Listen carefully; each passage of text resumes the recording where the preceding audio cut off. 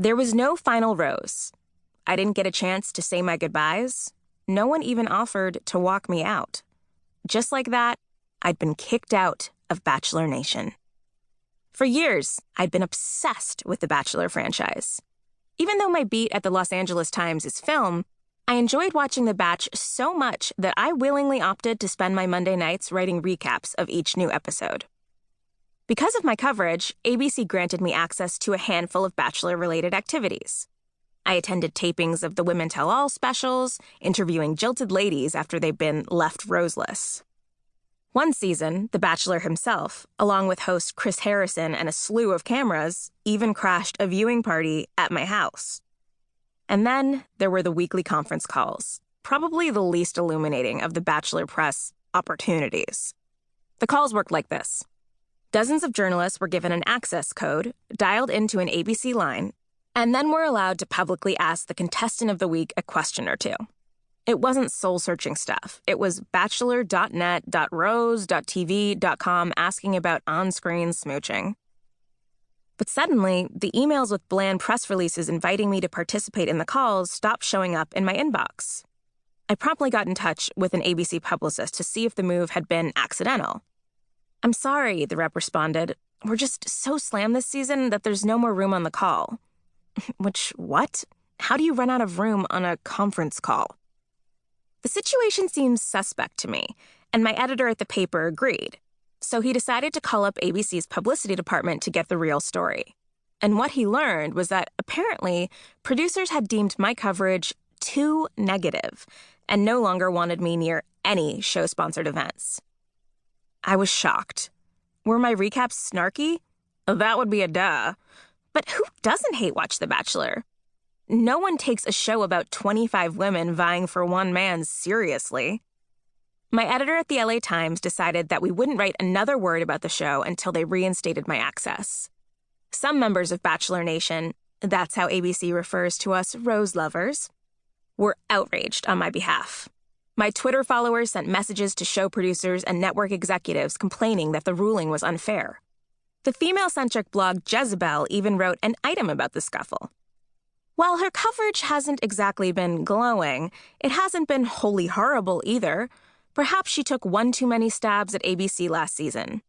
So a message to members of the press from the Bachelor family: you're cool, but only when you're doing it in the Bachelor-approved way.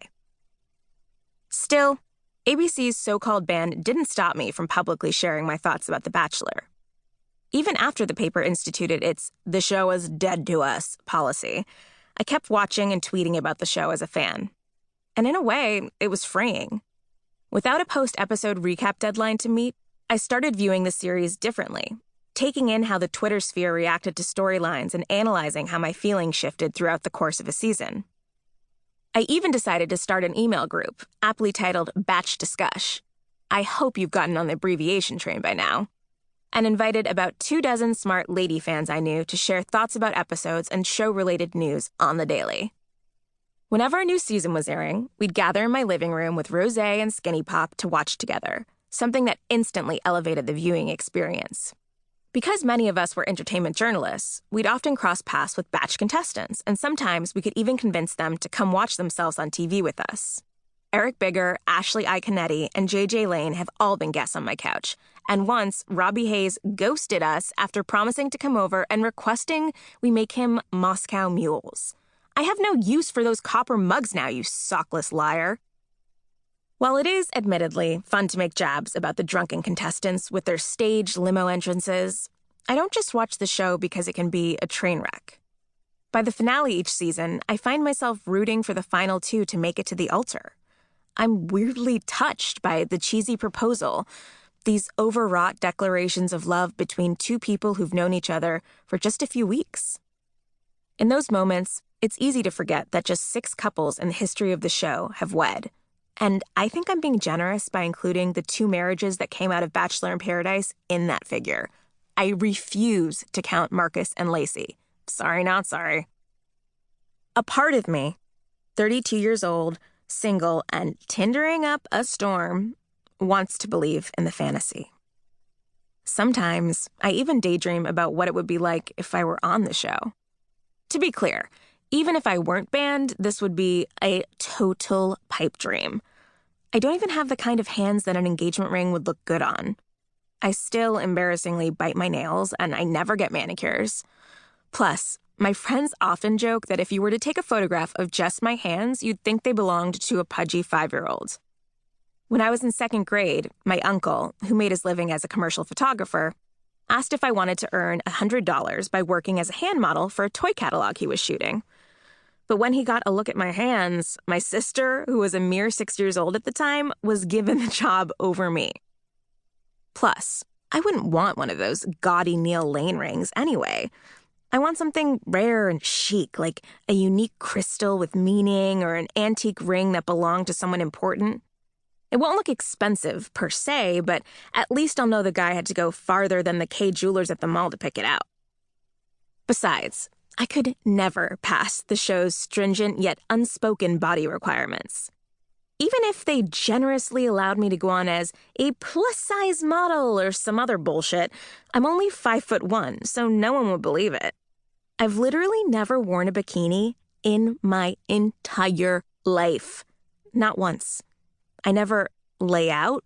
My skin is the color of newly fallen snow.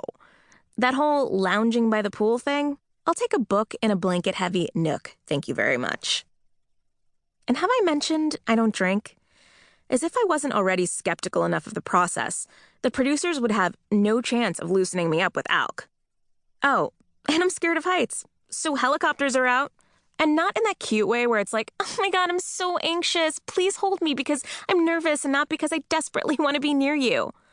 No, I do not want to get on a small aircraft. And if you even take me within 10 feet of something with propellers, I will cause you bodily harm. But honestly, I'd still apply. I would still fucking apply. That's pretty dark, right? I mean, seriously, what is wrong with me? Why do I want to be that girl, the bronzed one in a 2-piece who bungee jumps and looks like she was born to have a blinding rock on her slim ring finger? A hollow, spray-tanned shell of extensions and sequins whose personality and intelligence always come second to her looks. What does it mean to be the chosen one? It's not a label I've ever known, but it's one I've obsessed over since I was a girl. From an early age, I understood that the most meaningful validation a straight woman could get was from a man.